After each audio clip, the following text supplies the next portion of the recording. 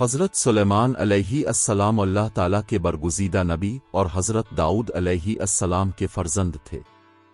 آپ کا سلسلہ نسب حضرت ابراہیم علیہ السلام سے جا ملتا ہے۔ ابھی آپ کی عمر صرف 13 سال تھی کہ حضرت داؤد علیہ السلام کا انتقال ہو گیا اور کم عمری میں ہی عظیم الشان سلطنت کا بوجھ ان کے ناتواں کندھوں پر آ گیا۔ امور حکومت سنبھالتے ہی انہوں نے اللہ تعالیٰ سے دعا کی کہ اے میرے پروردگار، میری مغفرت فرما اور مجھے ایسی بادشاہت عطا فرما جو میرے بعد کسی کو بھی میسر نہ ہو، اور میں جو فیصلہ کروں وہ تیرے فیصلے کے مطابق ہو۔ اللہ تعالیٰ نے ان کی دعا قبول فرمائی اور انہیں ایسی عظیم الشان سلطنت عطا فرمائی کہ دنیا کی ہر شے کو ان کا مطیع و فرما بردار بنا دیا۔ اب ہوا کو حکم دیتے تو وہ مہینوں کا سفر گھنٹوں میں طے کرتی۔ حضرت حسن بصری فرماتے ہیں کہ ہوا کو مسخر کرنے کا واقعہ حضرت سلیمان کے ساتھ اس وقت پیش آیا جب آپ اپنے لشکری گھوڑوں کے معائنے میں مصروف تھے کہ اس دوران آپ کی عصر کی نماز رہ گئی۔ چونکہ اس غفلت کا سبب گھوڑے تھے، اس لیے انہوں نے اپنے ان خوبصورت اور قیمتی گھوڑوں کو ذبح کر دیا۔ حضرت سلیمان علیہ السلام نے جب اپنی سواری کے جانور قربان کر دیے تو اللہ تعالیٰ نے انہیں اس سے بہتر سواری عطا فرما دی اور ہواؤں کو ان کے لیے مسخر کر دیا۔ حضرت سلیمان علیہ السلام اپنے ساتھیوں اور لشکر کے ساتھ تخت پر بیٹھ جاتے اور جس طرف جانے کا حکم دیتے ہوا اس رفتار سے لے کر جاتی کہ صبح سے دوپہر تک 1 مہینے کی مسافت طے ہو جاتی، اور پھر اسی طرح دوپہر سے شام تک مزید 1 مہینے کی مسافت طے ہوتی، گویا ایک دن میں 2 ماہ کی مسافت مکمل ہو جاتی۔ چرند، پرند، حیوانات، انسان اور جنات ہر حکم کی تابعداری کے لیے ہر وقت حاضر رہتے۔ سرکش جنات اور شیاطین زنجیروں میں جکڑے رہتے۔ اس کے علاوہ ان کے لیے پگھلے ہوئے تانبے کا چشمہ اللہ تعالیٰ نے جاری کر دیا۔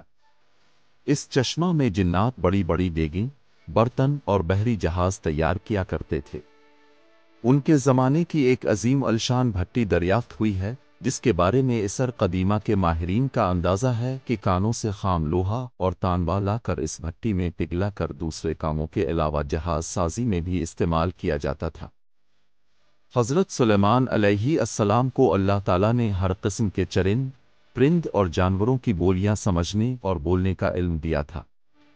سورہ نمل میں فرمان ہے کہ ہم نے سلیمان کو جانوروں اور پرندوں کی بولیاں جاننے کا علم دیا تھا۔ پرندے اپنی زبان میں جو گفتگو کرتے حضرت سلیمان علیہ السلام انہیں سمجھ بھی لیتے تھے اور ان کے مقاصد اور ارادوں سے لوگوں کو آگاہ بھی فرما دیتے تھے۔ ایک مرتبہ حضرت سلیمان علیہ السلام اپنے عظیم لشکر کے ساتھ کسی جگہ تشریف لے جا رہے تھے جس میں انسان، جنات اور حیوانات بھی شامل تھے۔ لشکر چلتے چلتے ایسی وادی میں پہنچا جو چیونٹیوں کا مسکن تھی۔ چیونٹیوں کی ملکہ نے جب حضرت سلیمان علیہ السلام کا عظیم لشکر دیکھا تو دیگر چیونٹیوں سے کہنے لگی اپنے اپنے گھروں میں گھس جاؤ، ایسا نہ ہو کہ سلیمان کا لشکر تمہیں بے خبری میں رونق ڈالے۔ حضرت سلیمان علیہ السلام نے یہ بات سنی تو مسکرا دیے اور اللہ تعالیٰ سے دعا کی، اے میرے پروردگار، تو مجھے توفیق دے کہ میں تیری نعمتوں اور احسانات کا شکر بجا لاؤں جو تو نے مجھ پر اور میرے ماں باپ پر کیے ہیں، اور ایسے نیک کام کروں کہ تو خوش ہو جائے اور مجھے اپنی رحمت سے اپنے نیک بندوں میں داخل فرما۔ حضرت صدی فرماتے ہیں کہ حضرت سلیمان علیہ السلام کے دور میں ایک بار قحط پڑ گیا تو اپنے لوگوں کو نماز استسقاء کے لیے نکلنے کا حکم دیا۔ جب سب لوگ نماز پڑھنے کے لیے میدان میں پہنچے تو وہاں ایک چیونٹی اپنے قدموں پر کھڑی دعا کر رہی تھی، اے اللہ، میں بھی تیری مخلوق ہوں، ہمارا بھی تیرے فضل کے بغیر چارہ نہیں، اے اللہ ہم پر بارش برسا دے۔ یہ سن کر آپ واپس آ گئے اور لوگوں سے کہا کہ اب بارش ہو جائے گی، کیونکہ ایک چیونٹی نے بارش کی دعا مانگی تھی تو اللہ تعالیٰ نے اس کی دعا قبول فرما لی۔ قرآن کریم میں ایک واقعہ بیان ہوا ہے کہ ہدہد پرندہ ایک موقع پر دربار سلیمانی سے غائب تھا۔ جب واپس آیا تو اس نے اپنی غیر موجودگی کا سبب بیان کیا کہ وہ مغصوب گیا ہوا تھا۔ پھر اس نے وہاں کے لوگوں کے حالات بیان کیے کہ ایک ملکہ ان پر حکومت کر رہی ہے جو ایک عظیم الشان تخت کی مالک ہے، لیکن وہ لوگ سورج کے پجاری ہیں کیونکہ شیطان نے انہیں سیدھی راہ سے بھٹکا دیا ہے۔ ہدہد نے جب حضرت سلیمان علیہ السلام کو اطلاع دی تو اپنے فیصلہ کیا کہ ملکہ اور اس کی قوم کو دین حق کی طرف دعوت دی جائے۔ चुनांचे अपने हुदहुद के जरिए मलिका सबा की जानिब एक मकतूब भेजा जिसमें इसे अल्लाह और उसके रसूल की इताअत और फरमाबरदारी की दावत दी गई और मज़ीद ताकीद की गई कि मेरी इताअत से हित धर्मी इख्तियार न करो और बग़ैर किसी ताख़ीर के मेरे पास चली अलिफ़ा। मलिका सबा को जो ही हज़रत सुलेमान अलैहिस्सलाम का पैगाम पहुँचा तो उसने अपने मुसाहिबीन से मशवरा किया और कहने लगी कि ये ताकतवर बादशाह जब किसी बस्ती में दाखिल हो जाते तो उसे फतह करने के दौरान तबाह व बर्बाद कर देते हैं और वहाँ के बाइज़्ज़त लोगों को क़त्ल गारत के बाद कैदी बना लेते हैं। ये लोग भी हमारे साथ ऐसा ही करेंगे। चुनांचे में उन्हें तहाइफ भेज कर देखती हूँ कि उनका रद्द अमल क्या होता है।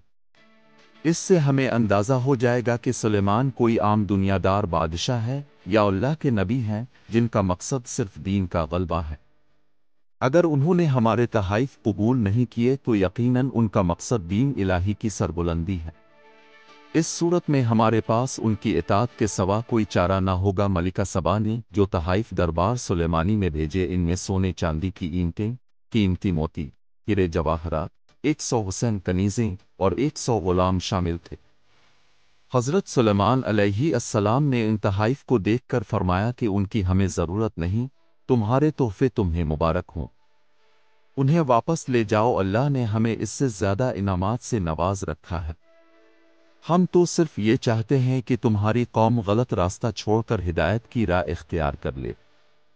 अगर तुम्हें इस्लाम कबूल नहीं तो एक अजीम अलशान लश्कर का इंतज़ार करो जिसका मुकाबला करने की तुम में ताकत नहीं है। जब मलिका सबा के कासिद वापस पहुँचे और हज़रत सुलेमान अलैहिस्सलाम के सख्त तरीन पैगाम के अलावा दरबार सुलेमानी का आंखों देखा हाल मलिका के गोश गुजार किया तो मलिका फ़ौरन समझ गई कि ये कोई आम बादशाह नहीं बल्कि वाकई अल्लाह के नबी हैं। लिहाजा जंग व जदल से बचने के लिए इसने बज़ात खुद हज़रत सुलेमान अलैहिस्सलाम के दरबार में हाजिर होकर अपनी इताअत और फरमाबरदारी का यकीन दिलाने का फ़ैसला किया। अल्लाह ताला ने हज़रत सुलेमान अलैहिस्सलाम को बज़रिया वही मतला कर दिया कि मलिका सबा फरमा बरदार बनकर हाजिर हो रही है।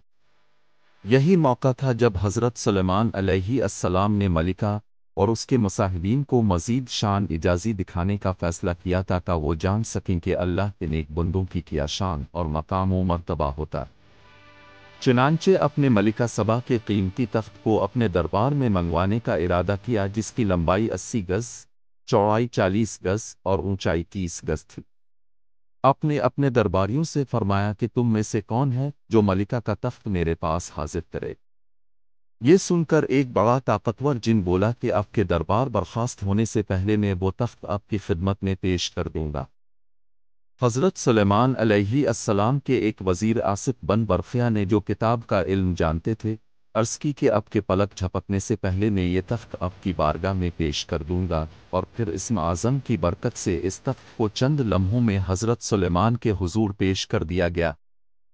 इस पर हज़रत सुलेमान अलैहिस्सलाम ने बारगाह खुदावंदी में शुक्रगुजारी के कलिमात अदा किए और फरमाया कि ये मेरे रब का फ़ज़ल है ताकि वो मुझे आज़माए कि मैं शुक्रगुजारी करता हूँ और नाशुक्र। हज़रत सुलेमान अलैहिस्सलाम ने मलिका सबा के हाजिर होने से पहले जिन्नात को एक ऐसी इमारत की तामीर का हुक्म दे रखा था जो शीशे की हो और जिसमें पानी रवा हो। इसकी छत भी शीशे की हो कि मछलियाँ और आबी जानवर इस पानी में तैरते हुए नजर आए। हज़रत सुलेमान अलैहिस्सलाम इस इमारत में तख्त नशीन थे कि मलिका सबा हाजिर हुई तो अपने इसे इमारत में दाखिल होने का हुक्म दिया। जब मलिका ने महल के फर्श को देखा तो उसे गहरा पानी समझा और अपनी पिंडलियां खोलने लगी। हज़रत सुलेमान अलैहिस्सलाम ने फरमाया ये तो एक चिकना सहन है जो शीशों से मुज़य्यन है। मलिका ने अर्ज़ की ए मेरे रब मैंने अपनी जान पर जुल्म किया और अब सुलेमान अलैहिस्सलाम के साथ अल्लाह के हुजूर अपनी इताअत का ऐलान करती हूँ जो सारे जहान का रब है। मलिका सबा के मुसलमान होने के बाद क्या हुआ कुरान करीम या किसी मुस्तनद हदीस मुबारका में इसकी तफसील नहीं मिलती।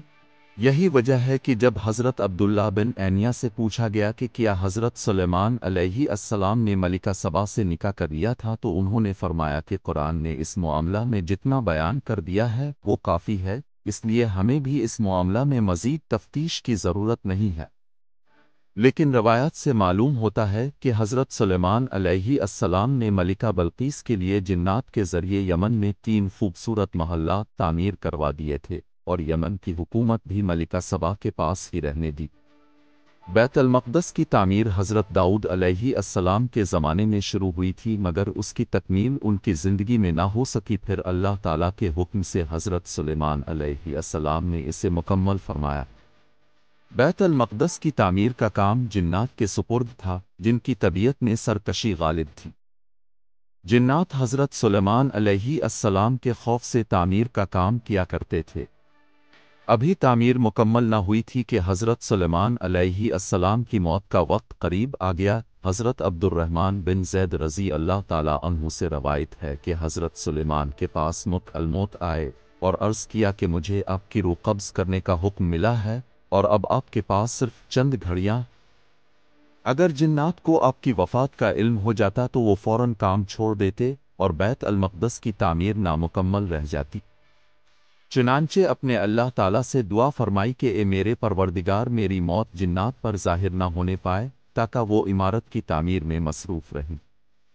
یہ دعا مانگ کر اپنے فوری طور پر جنات کو بلوایا اور اپنے گرد شفاف شیشے کی ایسی عمارت بنوائی جس میں کوئی دروازہ نہ تھا۔ عمارت چونکہ شیشے سے بنی ہوئی تھی اور باہر سے اندر کی سب چیزیں صاف نظر آتی تھیں، چنانچہ حضرت سلیمان اپنے معمول کے مطابق عبادت کے لیے ایک عصا کا سہارا لے کر کھڑے ہو گئے تاکہ روح پرواز کرنے کے بعد بھی جسم اس عصا کے سہارے اپنی جگہ جمع رہے۔ حضرت سلیمان علیہ السلام کی روح وقت مقررہ پر قبض کر لی گئی، مگر وہ اپنے عصا کے سہارے ایسے نظر آتے گویا کہ عبادت میں مشغول۔ جنات کی مجال نہ تھی کہ نزدیک آ کر دیکھ سکتے، چنانچہ وہ سلیمان علیہ السلام کو زندہ سمجھ کر کام میں مشغول رہے، یہاں تک کہ 1 سال کا عرصہ گزر گیا اور بیت المقدس کی تعمیر کا کام مکمل ہو گیا تو اللہ تعالیٰ نے زمینی دیمک کو ان کے عصا کی طرف بھیجا، جس نے عصا کے اندرونی حصہ کو کھا کر کھوکھلا کر دیا۔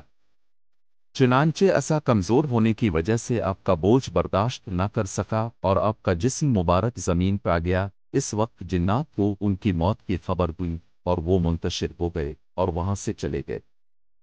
حضرت مولانا احمد رضا بریلوی کنز الایمان میں بیان فرماتے ہیں کہ حضرت سلیمان علیہ السلام نے بارگاہ خداوندی میں دعا کی تھی کہ ان کی وفات کا حال جنات پر ظاہر نہ ہو تاکہ انسانوں کو معلوم ہو جائے کہ جنات غیب کا علم نہیں جانتے۔ آپ کی بادشاہت 40 سال رہی اور 53 سال کی عمر میں آپ کا انتقال ہوا۔